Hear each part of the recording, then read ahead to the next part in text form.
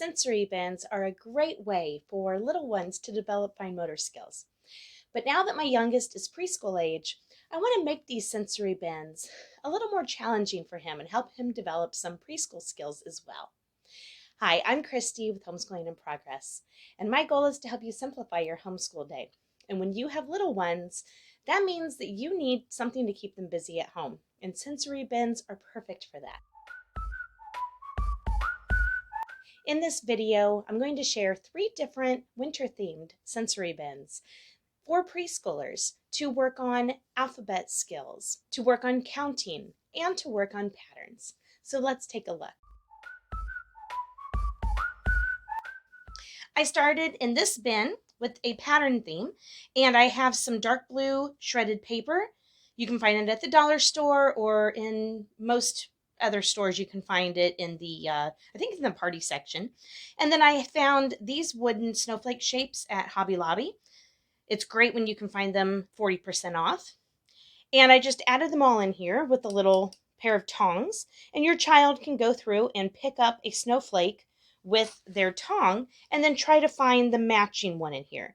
I just put 9 different matching pairs in here, so I have 18 pieces total, and then they can just find them and put them together and then add them back. So a really fun, easy way to practice patterns. You could also have them make patterns with them, so they could have different snowflakes that they then make a pattern with, and then you could find the other one that matches. An alternative to this, instead of using the snowflakes, if you had little erasers like this, you can find many erasers like this. I've been able to find them, not recently, but last year I believe I found these in the Target dollar spot. I've seen them now and then in different stores. I think Michael's has some of these, but you could just put some of the different ones in here, and then your kids could match them as well. Or for these, they could also make different patterns with them and create their own patterns as well. Here is an alphabet bin, and for this one I have different cards that I created that have uppercase and lowercase letters, and then they also have objects that start with these letters. And my son, we are working up through, I think we're up to the letter M now, and so these just have A through K in there as a review. And what he's been doing is finding, I put these in a little bowl so you could take those out, and then he's been picking up a card. Here's a dog, so then he would figure out which letter dog started with the D sound, and he would find the capital D and the lowercase d over here and put all these together. And then I also made a little recording page so that he could trace the letter as well. So he's working with matching and recognizing uppercase and lowercase. He's working with the beginning sounds, and he's also working on writing the letter. So lots of wonderful literacy skills here for the alphabet. You also, if you didn't want to use cards like this, you could just use magnetic alphabet pieces or pieces from a puzzle that have the alphabet and just place those in instead of these letters, and then they could find those as well. Same way. You could use actual cards that have the pictures. You could use actual objects. Lots of different ways you can tailor this to what you already have at home, but a great way to practice literacy skills.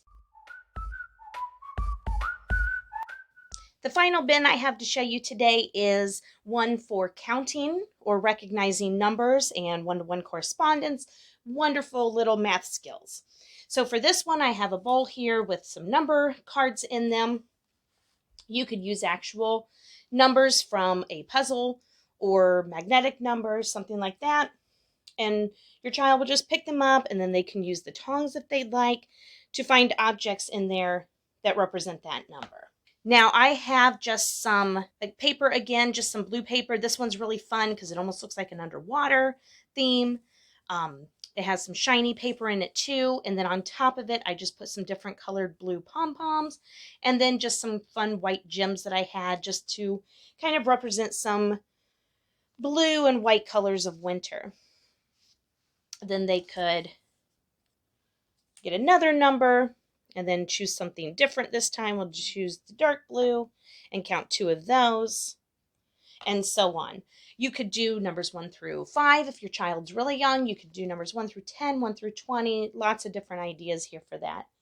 And just like I showed you in a previous bin, you could also use these erasers as well if you have them instead of the pom-poms or with the pom-poms, and then they could place those instead, or they could put them down and then put, they stay, a pom-pom on top. And so again, just more ways to practice counting, one-to-one correspondence, hand-eye coordination, lots of wonderful skills here for them to learn. As you can see, sensory bins are not just for little ones. They're great for preschoolers too. Hopefully those gave you some ideas on some learning activities you can create for your own preschooler at home. Thanks for watching and happy homeschooling.